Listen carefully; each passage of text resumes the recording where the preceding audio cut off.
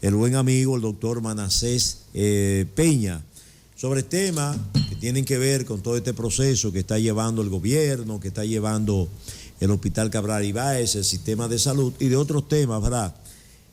Interesante, que siempre es bueno conversar con el doctor Manasés Peña. Buenos días, doctor. Gracias por estar con nosotros. Gracias, Nelson. Gracias, Divino Castillo. Y nada, contento de estar aquí en el programa que cada día se consolida a nivel nacional, en rating, en impacto, el imperio de la mañana. Así es, doctor. ¿Cómo está el Hospital Cabral Ibáez? ¿Cómo están los servicios allá? ¿Qué ustedes están haciendo? ¿Qué falta por hacer? ¿Qué tienen en proyección? En sentido general, ¿cómo está funcionando el hospital? Usted, que es el director técnico de ese hospital. Sí, mira, una primicia que vamos a dar. Es el primer programa donde decimos esto.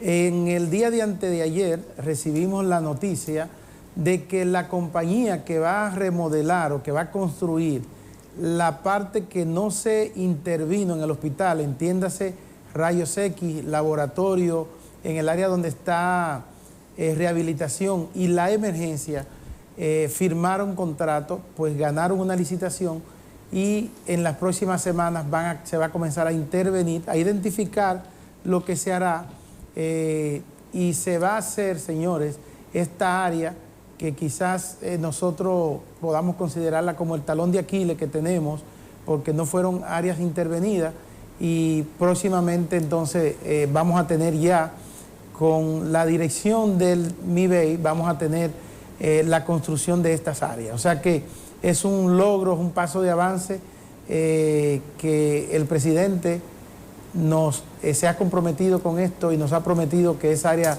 va a ser remodelada. Y muchos de los problemas que tenemos, por ejemplo, cuando llueve, cuando haya algunas circunstancias especiales climáticas, la tenemos precisamente en esta área que no se ha intervenido. Recibimos un premio, Nelson Castillo, en Cuba, como el hospital que menos amputaciones hace a los pacientes con pie diabético.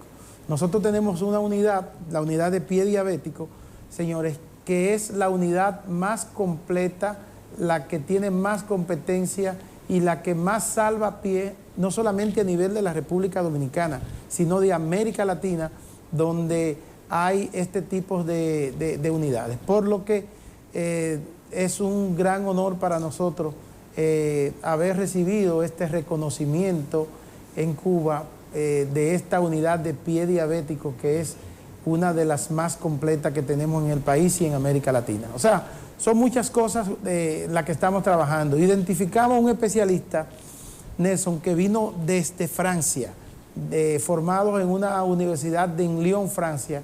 Él es neurofisiólogo, hay pocos en el país. Identificamos este joven médico, el doctor Rubén Blanco, y con él abrimos la única unidad de electroneuromiografía, que es un estudio para ver la conducción de los nervios, para ver la electricidad de los músculos, y muchos pacientes que antes quedaban inválidos y no se sabían su causa, ahora a través de este estudio, que lo hacemos nosotros a nivel público único en el país, podemos ver cuál es la causa de la invalidez de estas lesiones de los nervios periféricos y que muchas veces estos pacientes reciban tratamiento con inmunoglobulina y que el paciente vuelva a caminar a través de la realización y el diagnóstico de la electroneuromiografía.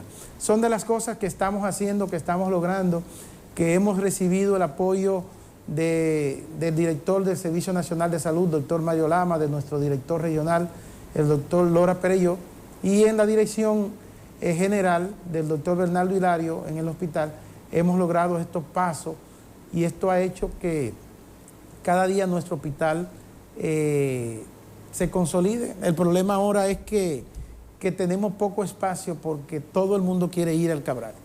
Y muchos pacientes, aún teniendo su seguro privado, están yendo al Cabral a buscar los servicios por la rapidez, la calidez y la competencia que nosotros tenemos como hospital. Las áreas, perdón, para que tú intervengas ahora, perdón, Divino.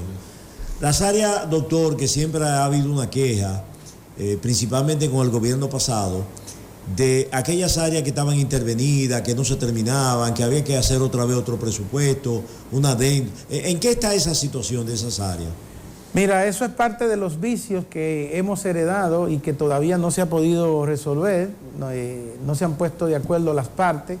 Todos sabemos la forma no clara, transparente con la que en la pasada gestión se manejaron estas construcciones, estas licitaciones, y todo eso ha influido para que el área de hemodinamia, que es el área donde se hacen los cateterismos, el área donde se van a hacer las cirugías cardíacas y otras áreas todavía no se hayan entregado. Problemas de sobrevaluación, problemas de equipos que dicen que trajeron y que no son esos equipos. La Cámara de Cuentas ha venido a auditarnos y a verificar, a ver si se le busca una salida armoniosa, pero lamentablemente lo que comienza mal termina mal, y en 2 años que nosotros tenemos como gestión todavía no hemos tenido respuesta favorable por parte de allá arriba, de las autoridades con estas áreas. Entonces es algo lamentable, pero el presidente está comprometido con eso, y sea con esas compañías o con nuevas compañías, con nuevos equipos, esa área se va a terminar porque es una necesidad y es una promesa de nuestro señor presidente. Sí, mire, doctor, usted me cortó la mitad de la pregunta que le iba a hacer. Yo tengo, Sí. por ejemplo, aquí el problema del pie diabético ha sido tengo entendido que es la construcción del centro más moderno que tiene en esta área de América Latina.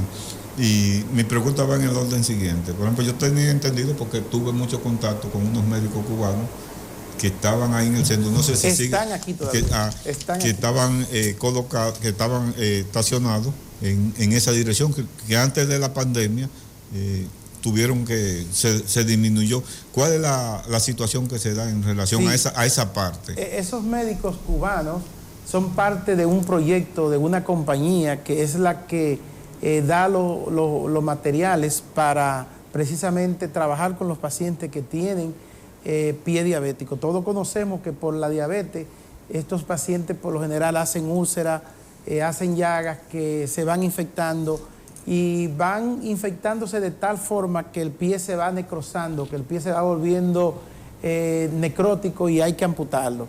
Pues el trabajo diario que se hace ahí con médicos dominicanos y médicos cubanos es lo que nos ha permitido lograr este reconocimiento a nivel de América Latina y el país como uno de los hospitales que más evita que precisamente haya amputación a estos pacientes con pie diabético, y que antes la única solución era amputarle, cortarle el pie.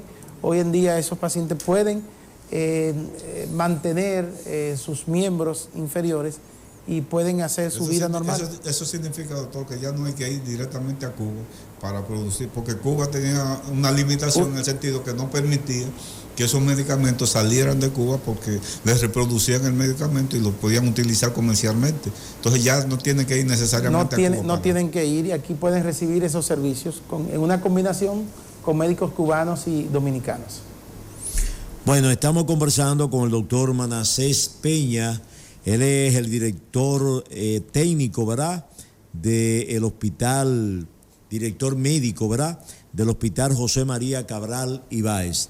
Doctor Manasés, nosotros hemos pasado por aquí algunos pacientes, esos pacientes que utilizan esos medicamentos de alto costo, ¿verdad?, con algunas quejas de que no estaban llegando. ¿Cómo se está manejando esa situación? Nosotros somos en el Hospital Cabral Ibáez quienes distribuimos para toda la región norte lo que es el programa de medicamentos de alto costo. Alto costo. Para que tú tengas una idea, sí, cuando se llegó al gobierno, el presupuesto anual de este programa era de unos 4.000 millones de pesos al año. Actualmente vamos casi en 8.000 millones de pesos. Wow. ¿Cuál es el problema? El problema de los medicamentos de alto costo es que cada día hay más personas que acuden a este programa porque hay una deficiencia con las ARS de que no quieren cubrir. Hay muchas veces el programa le cobra a la ARS porque deben de cubrirlo. pero en otras ocasiones las ARS se niegan y como son medicamentos que no están al alcance de la gente de clase media, muchas veces hasta de clase media alta, porque cuando a ti se te habla de que hay un medicamento que cuesta 600,000, 800,000 pesos y tú tienes que ponértelo por 12 meses, por un año, es difícil que tú puedas cubrirle, independientemente de que tú tengas dinero. Entonces, no importa que tengan seguro privado, no importa que tengan una capacidad económica, que tengan una clase social alta, el programa lo acoge. Y cada día son más las personas de las que se le hace ese diagnóstico de una enfermedad que necesita fármacos de alto costo.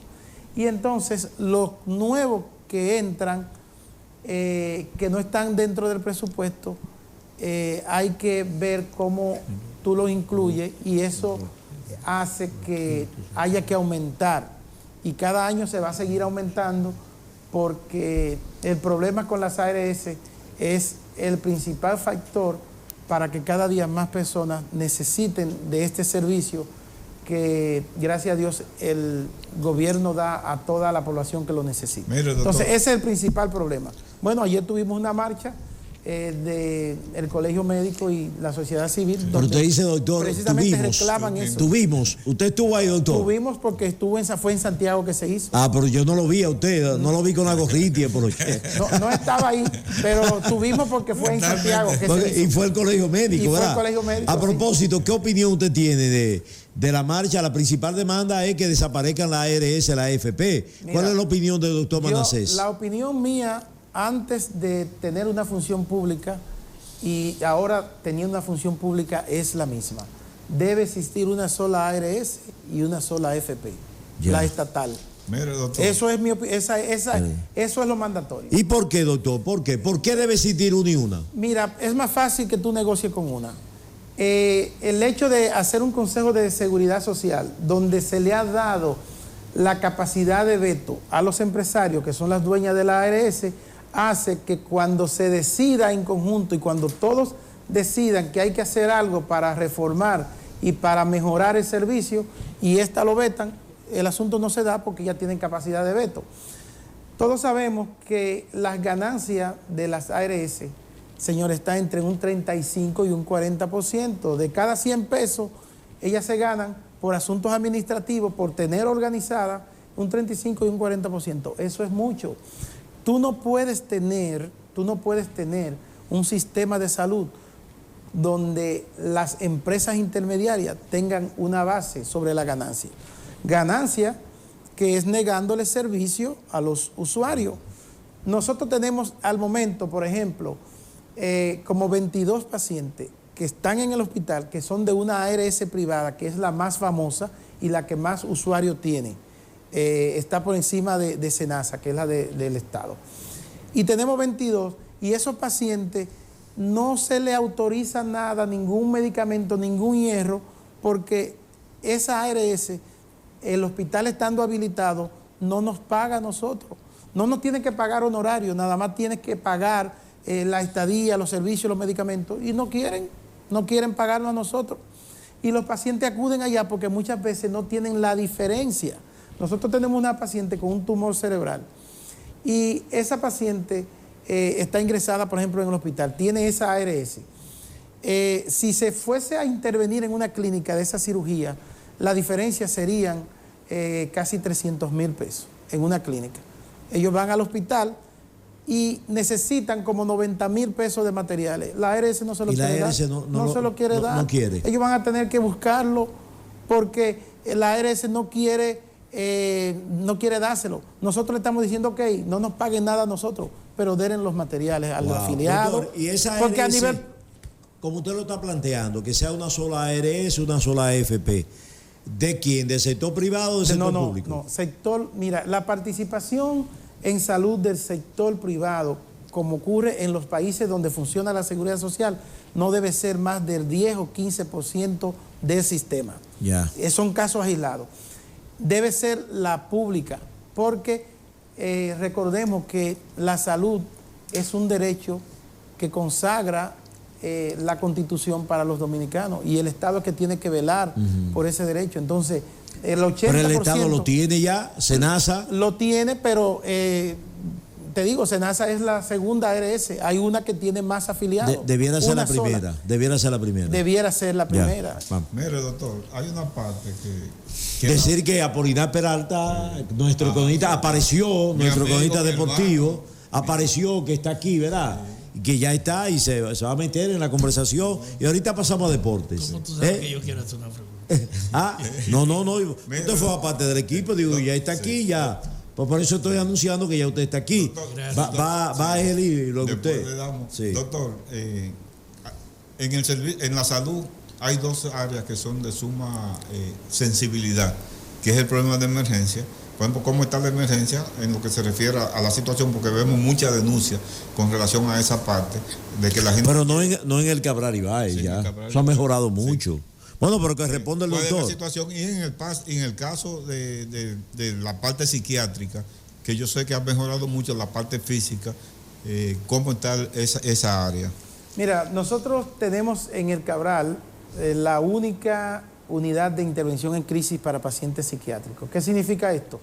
Que todos los pacientes que tienen problemas psiquiátricos a nivel de las 14 provincias del Cibao van a recibir atenciones y deben recibir atenciones en el hospital Cabral Ibáez.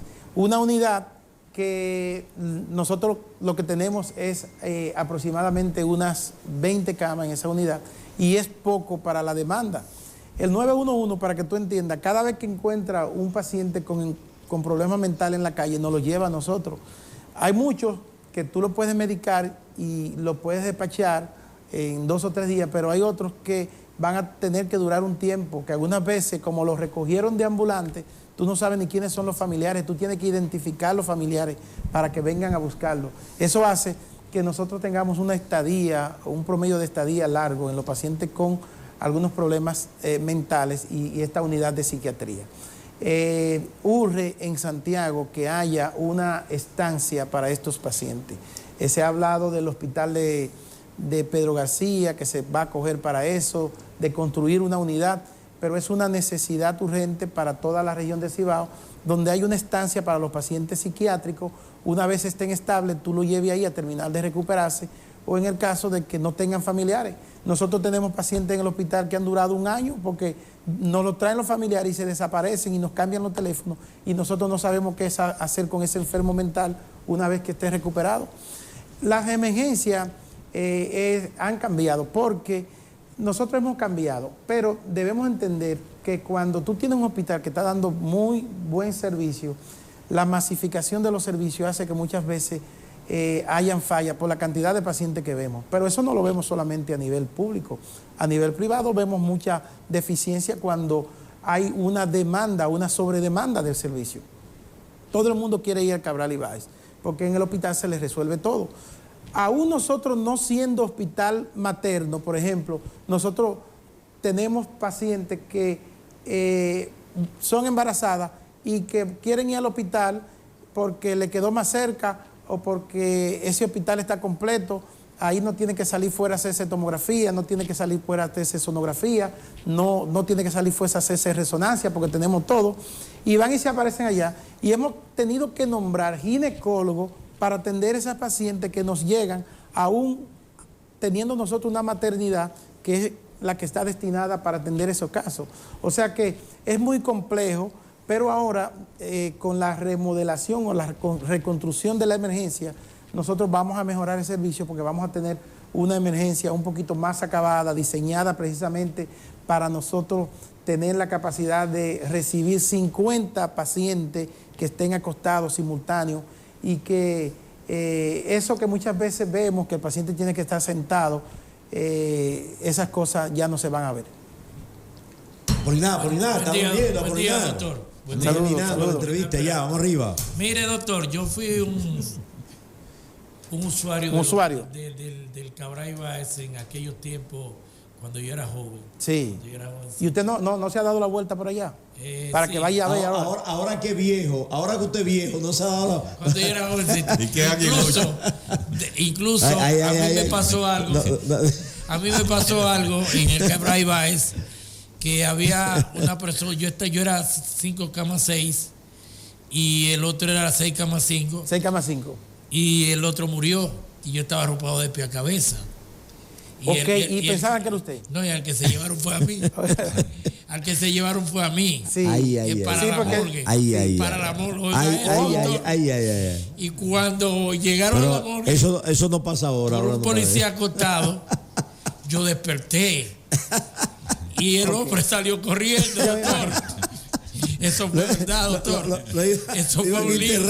Me iban a poner formón. Es verdad. Sí, eso pasó. No, pero tú sabes que inmediatamente te pincharan con la aguja, te iba a despertar. Pero eso pasó. Sí. La pregunta es, ¿qué tan fácil para una persona que no tiene relaciones? Por ejemplo, yo no tengo relación. Tengo que tener un padrino para entrar al Cabral Ibáez, porque antes había que tener padrino para usted poder entrar, porque es fácil. Ahora mismo... Ser en los gobiernos del PLD. Mira, nosotros tenemos un sistema de admisión y la ley de seguridad social nos ha ayudado en cuanto a eso, que nos permite nosotros identificar a los pacientes, nosotros darle los pacientes, ubicarlos y eso. Para que usted tenga una idea, la mayor parte de nuestros usuarios tienen seguro SENASA. Si el paciente es ingresado, ese paciente no puede durar más de 48 horas en emergencia, porque tú no puedes tener un ingreso en emergencia. Por lo que tú no necesitas tener padrino, porque el sistema te dice, ese paciente tú tienes que subírmelo a piso, tú tienes que subirlo a planta en 48 horas o menos, porque si no, yo no te voy a pagar eso. Yo no te voy a pagar un ingreso cuando el paciente está en una silla, está en una camilla. Entonces, ha hecho eso, a pesar de nosotros tener menos capacidad, porque se construyó y se diseñó un hospital nuevo con menos camas. Eran 506, ahora tenemos 280 nada más, casi un 50% menos de la cama, pero se mueven más rápido los pacientes, la estadía, como se atiende más rápido, la estadía. ¿Y si no tengo SENASA? ¿Y si no tengo SENASA? Como quiera te damos el servicio. Los pacientes que no tienen seguro, el servicio se le da y se le atiende igual. Nosotros recibimos incluso muchos pacientes de clínica que los recibimos después que se le acaba la cobertura en la clínica y tenemos que seguir con el mismo esquema de tratamiento que tenían en las clínicas, con medicamentos costosísimos, porque si tú no haces eso, entonces esos pacientes pudiesen tener una desmejoría y nosotros tenemos que seguir igual con el tratamiento. O sea que el paciente que no tiene SENASA, nosotros recibe las atenciones igual que el que la tiene. Ok, doctor, por último, por parte mía. Ve acá, pero es una consulta privada que tú tienes. Yo tengo una hija una entrevista, una consulta privada que tienes. Que son los aguiluchos. Yo tengo una hija que se graduó de médico. Qué difícil es entrar al sistema para hacer la pasantía. ¿Cuál difícil? ¿No hay forma de hacerla? Hay dos formas de hacer la pasantía. Una de ellas es honorífica, sin que te paguen. Eso es instantáneo. Y la otra forma es tú anotarte, te dan un número y en base a la disponibilidad de plaza, en base a los hospitales y las provincias que tú hayas elegido, entonces te van a llamar. Por ejemplo, las personas que escogen la zona fronteriza, se les paga y la pasantía les sale rápido. Pero tienen que coger zona fronteriza, porque ahí nadie quiere ir. Nadie quiere ir. Tú eliges ahora, ella elige Dajabón ahora y en 3 días tiene su pasantía. Pero es fácil. Es así. Antes era un estímulo porque quienes querían ir a hacer residencia y el que iba a esa zona le daban más puntos que el que se quedaba en Santiago. Y los que ganaban para hacer la especialidad eran siempre los que cogían la zona fronteriza. Luego eso se quitó y ya no hay estímulo para que vayan los médicos a la zona fronteriza. Pero es la manera más fácil, eso es automatizado y no hay forma de violar. Si tú la quieres, bueno, el hijo del presidente del Colegio Médico de Santiago, que tiene mucha influencia, él escogió que el muchacho de él hiciera honorífica y se le consiguió de una vez, allá en el Cabral Ibáez, pero honorífica. Ya usted sabe. Bueno, doctor, ya finalmente, doctor, el gobierno, el presidente Luis Abinader asumió el país en condiciones que usted la conoce muy bien, muy difíciles. COVID, las consecuencias de todo esto, toda esta situación. ¿Cuál es la valoración así sucinta que hace el doctor Manasés Peña de la acción del presidente ante toda esta crisis que hemos tenido y la situación actual del sistema de salud en la República Dominicana? Mira, si nosotros comparásemos la gestión del presidente Luis Abinader con un examen modular, donde hay diferentes módulos, yo te puedo asegurar que en salud el presidente sacó A, se graduó con A en ese módulo de salud. Porque precisamente tú sacar un país adelante en una situación de pandemia, tú lograr en base a la compra de insumos, a la compra de medicamentos de alto costo para combatir el COVID en la pandemia, a la compra de vacunas, tú lograr que un país como nosotros, en desarrollo, fue un país donde tuvimos la menor tasa de muerte, donde fuimos felicitados a nivel internacional por el manejo que tuvimos, donde no se vieron tan fuertemente los estragos del COVID en cuanto a muerte. Señores, en Estados Unidos, que es un país con todos los recursos del mundo, el COVID durante los años 2020-2021 fue la tercera causa de muerte. Estados Unidos, de los 6.400.000 personas que murieron en el COVID, Estados Unidos aportó 1.080.000 personas, para que ustedes tengan una idea. Nosotros tuvimos una mínima parte.